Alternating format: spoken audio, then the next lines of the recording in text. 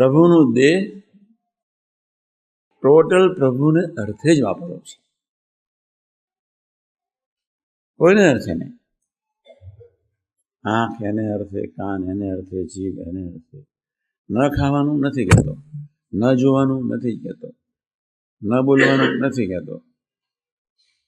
ખાઓ એને ગમે તે રીતે, જુઓ એને ગમે તે રીતે, બોલો એને ગમે તે રીતે, ચાલો એને ગમે તે રીતે, લખો એને ગમે તે રીતે.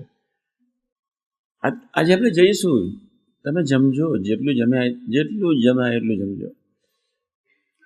પણ તમે આટલું ખ્યાલ રાખજો કે સ્વાદને મૂકનાર મહારાજ છે એક, પચાવનાર મહારાજ છે બે, બ્લર બનાવનાર મહારાજ છે ત્રણ, અને ચોથું યાદ રાખજો કે મારે દરેક ક્રિયામાં હે પ્રભુ મારે નિમિત્ત બનવું છે, એ હું ભૂલું નહીં.